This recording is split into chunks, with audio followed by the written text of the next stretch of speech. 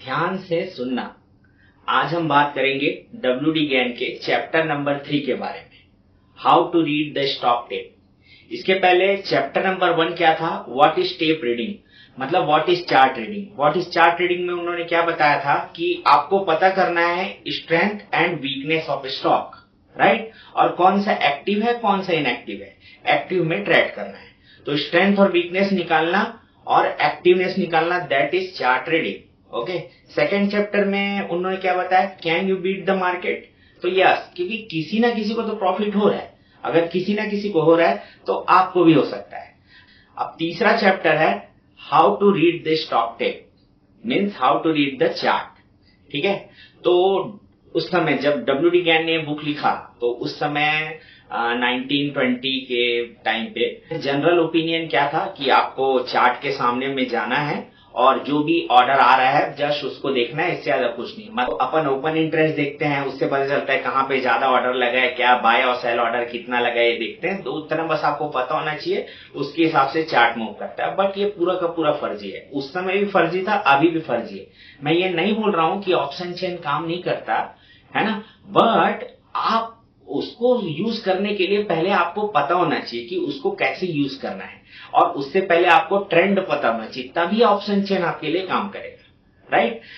आगे WD gain ने अपने इस बुक में लिखा है, expert tape reader are very few and far between. ये लाइन ना बहुत ज्यादा इंपॉर्टेंट है, very few and far between and. ठीक है, तो लिखने के पीछे पर्पस है, मतलब एक ही, मतलब पड़ोसी ट्रेडर अच्छे ट्रेडर नहीं हो सकते। आप समझ रहे हो ना, मतलब ये वो ये बोलना चाह रहे हैं, उस समय क्या इतने वास्ट लेवल पे ट्रेडिंग नहीं होती थी, अभी तो इंडिया के कोने कोने से ट्रेडिंग हो रही है।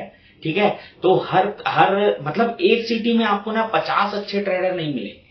ठीक है, एक तो ये बात होती है। दूसरा फार बिटवीन, मतलब जो अलग अलग इंस्ट्रूमेंट में ट्रेड करें, एक ही इंस्ट्रूमेंट में बहुत सारे ट्रेडर अच्छा कर रहे हैं, ऐसा नहीं होता है, राइट। पहले भी ऐसा ही था, अभी भी ऐसा ही है। आगे उन्होंने कहा है कि जब तक आपको ट्रेंड पता चलेगा, उस समय कोई रिवर्सल एक आएगा जो एक दिन का हो सकता है, कुछ दिनों का हो सकता है, कुछ वीक्स का भी हो सकता है, तो आप उसमें कंफ्यूज हो जाओगे। यहाँ पे इंट्राडे ट्रेडिंग की बात नहीं की है, पहले आपको स्विंग ट्रेडिंग, क्योंकि स्विंग ट्रेडिंग में आप जब महारत हासिल करोगे तभी आप इंट्राडे ट्रेडिंग में कुछ कर पाओगे, राइट। तो पहले स्टेप बाय स्टेप सीखो, पहले इन्वेस्टमेंट सीखो, उसके बाद ट्रेडिंग में आओ, तो आपको जल्दी जल्दी आपसे ट्रेडिंग समझ में आएगा। मतलब 5-6 साल में आप एक ट्रेडिंग करने लायक रेडी हो जाओगे। ओके, स्टॉक टेप को या चार्ट को रीड करने का और क्या तरीका है कि आप ब्रोकर ऑफिस में चले जाओ, वहां पे आप बहुत सारा न्यूज आता है, बहुत लोग बताते हैं, और सबके पास कोई इन्फॉर्मेशन होता है, इनसाइड इन्फॉर्मेशन, उसके हिसाब से आपको टिप मिलेगा, और सब लोग जिस डायरेक्शन में होंगे उसी डायरेक्शन में आप करो। तो ऐसा करने से भी आपको बेनिफिट नहीं होगा। कई लोग ऐसा करते हैं, होता है, बट ओवरऑल वो जानते हैं कि अभी तक उनको लॉस ही हो रहा है। मतलब ना, लोगों को क्या लगता है, कोई भी मैं जब ऑर्डर एंट्री ले रहा हूं तो उसको कंफर्मेशन चाहिए, पर वो कंफर्मेशन कहाँ खोजता है। आप ना जब तक आप ट्रेडर, आपको पता कैसे चलेगा कि मैं ट्रेडिंग करने के लिए सुटेबल हो कि नहीं, मतलब मैं ट्रेडिंग करने लायक हो गया हूं कि नहीं। आपके द्वारा लिया गया कोई भी डिसीजन आपको आपके मेथड के अलावा या चार्ट के अलावा या बोलना चाहिए कि वॉल्यूम, ये सब के अलावा किसी दूसरे व्यक्ति से अगर कंफर्म करना पड़ रहा है ना, तो मतलब अभी तक आप चार्ट ट्रेडिंग वेडिंग सीखे नहीं हो, और ना ही सीखने के डायरेक्शन में हो। ठीक है, आप ज्यादा किसी से पूछो मत। ठीक है, आप थ्योरेटिकल जो नॉलेज है उसको अप्लाई करो, जो लॉ है जैसे कॉज एंड इफेक्ट का law, action reaction law, mechanics, ये सब अप्लाई करो, इलेक्ट्रॉन कैसे काम करता है वैसा अप्लाई करो। ठीक है, तो आपको ज्यादा बेनिफिशियल होगा आपके लिए।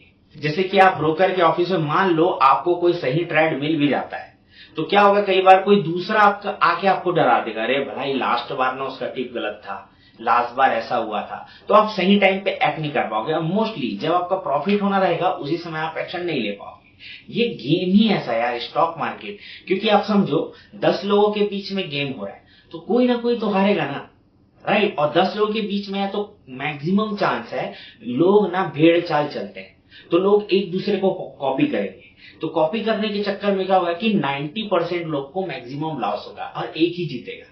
जब 10 लोग के बीच में गेम हो, जब 2 के बीच हो तो एक जीतेगा, वहां 50%। ट्रेडिंग में 10 लोग आ जाते हैं करके क्या हो जाता है, हारने का प्रोबेबिलिटी 90% हो जाता है, राइट? क्योंकि आप दूसरे को कॉपी करते हो, दूसरे से कंफर्म करते हो, जबकि आपको तो आप जस्ट दूसरे से पूछो और उसका अपोजिट ले लो तो शायद आपको ज्यादा प्रॉफिट हो, राइट? इसीलिए डब्ल्यू डी गैन ने क्या बोला है कि expert tape reader are very few and far between.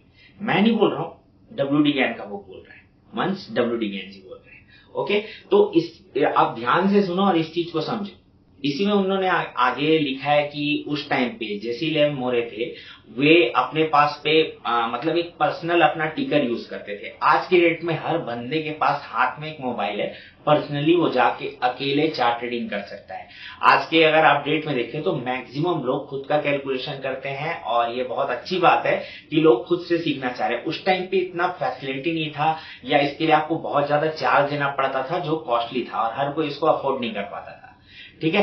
पर डब्ल्यू डी गैन ने आगे कहा है ना कि ये सब होने कंटिन्यूअसली देखने के बाद भी अगर आपको इससे कोई बेनिफिट नहीं होगा, पर अगर आपको ट्रेड करना है तो ये बहुत ज्यादा इंपॉर्टेंट है कि मार्केट किस डायरेक्शन में आएगा, आपको चार्ट रीडिंग करने आना चाहिए। तो ये कैसे करोगे जब आपके पास टिकर नहीं है? टिकर मीन्स आपके पास अगर चार्ट नहीं है, जो टाइम टू टाइम हमारे पास हर मिनट का जो अपडेट होता है ना हमारे मोबाइल पे, हमारे कंप्यूटर स्क्रीन पे, है ना, वो अगर आपके पास नहीं है तो आप कैसे करोगे? पर जरूरी तो है ना अगर आपको ट्रेड करना है। तो डब्ल्यू डी गैन ने यहाँ बताया है कि अगर आपके पास ना, आप आराम से मार्केट के क्लोज होने के बाद इत्मीनान से स्टडी कर सकते हो। आपके पास बस क्या होना चाहिए, डे का हाई और क्लोज, जो भी हाई और low price, sorry as per this book high और लो प्राइस आपके पास है, ठीक है, तो आप इससे अपना स्टडी कर सकते हो। और आपको स्टडी कब करना है? मार्केट क्लोज होने के बाद। और यहाँ पे उन्होंने हिंट क्या दिया है, जब भी कोई बड़ा मूव स्टार्ट होता है ना तो उसको चालू होने के लिए टाइम लगता है, एक्यूमुलेशन और डिस्ट्रीब्यूशन में टाइम लगता है। ये बहुत बड़ा हिंट है, ये एक टाइप का पैटर्न है जो आपको शब्दों में बताया गया है, राइट? तो इस चीज को बार बार पढ़ना और लास्ट में मैं हो सके तो वीडियो के एंड में कुछ एग्जांपल डाल दूंगा जिससे आपको समझ में आए कि किस टाइप के ट्रेंड की बात की गई है।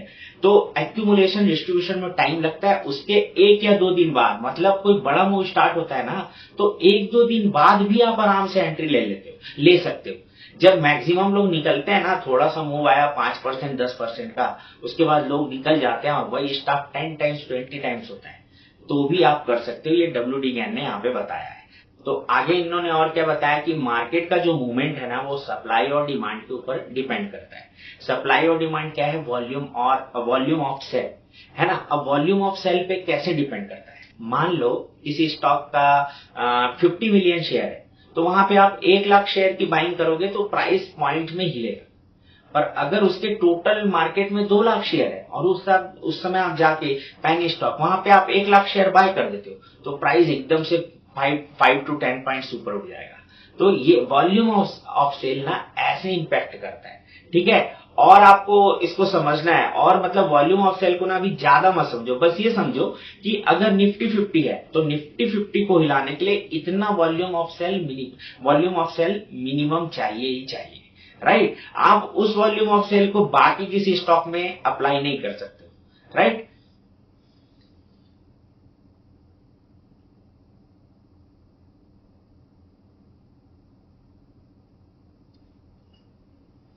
और उन्होंने क्या बोला है, अगर आपको चार्ट को रीड करना है पहले तो आपको पता होना चाहिए, देखो जितना ही पॉइंट बता रहा हूं ना चार्ट रीडिंग का ही पॉइंट है, आपको पहले से पता होना चाहिए क्या है, ठीक है। और आपको क्या पता होना चाहिए, वो जो चार्ट है वो किस पर्टिकुलर कंपनी का है, निफ्टी का है, बैंक निफ्टी का है, तो उसका स्टेटस क्या है, फाइनेंशियल स्टेटस क्या है, स्ट्रांग है कि वीक है। देखो चार्ट रीडिंग अल्टीमेटली क्या है, आपको स्ट्रेंथ या वीकनेस निकालना है। क्यों निकालना है? कि अल्टीमेटली आपको ट्रेंड पता चले, है ना। इस टाइप से आपको पता होना चाहिए फाइनेंशियल की स्टेटस क्या है, नॉर्मल ट्रेंड क्या रहता है, ये सब आपको हिंट देगा, ये सब आपको एक्शन लेने में मदद करेगा। पर ये स्टॉक टू स्टॉक वेरी करता है, इसी को बोलते हैं साइकोलॉजी, यही है नेचर, राइट।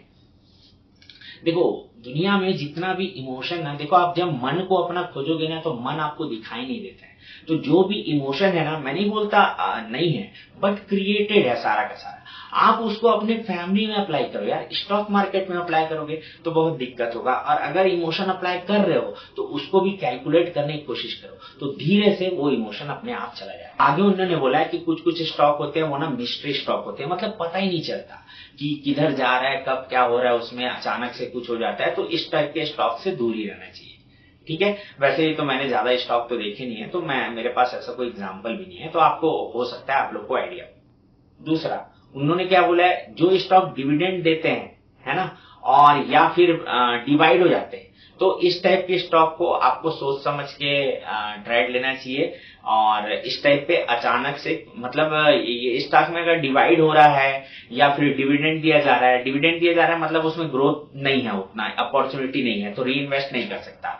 दूसरा, अगर मल्टीप्लाई कर उसको स्टॉक का क्वांटिटी बढ़ा रहा है, उसका साइज कम कर रहे हैं, तो ये क्या है, और से और ज्यादा इन्वेस्टर को, तो कोई प्रॉफिटेबल कंपनी में कोई और इन्वेस्टर को क्यों इनवाइट करना चाहेगा। तो ये सब चीज भी आपको ध्यान में रखना है उस पर्टिकुलर चार्ट को रीड करने के टाइम पे। ओके, यहाँ पे डब्ल्यू.डी. गैन ने अगेन एक सवाल किया है कि कैसे एक सामान्य आदमी कैसे चार्ट को आसानी से रीड कर पाएगा और मतलब मार्केट को बीट कर पाएगा।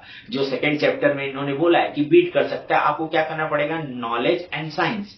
तो यहाँ पे नॉलेज एंड साइंस हो रहे हैं। नॉलेज मतलब जानकारियां, ये सब जानकारियां थी, जो फाइनेंशियल स्टेटस क्या है, किस चीज का ये चार्ट है, और कोई डिविडेंड देता है क्या स्टॉक, इस टाइप का चीज क्या है, ये नॉलेज हो गया। साइंस क्या है, साइंस अभी आपको बताएंगे।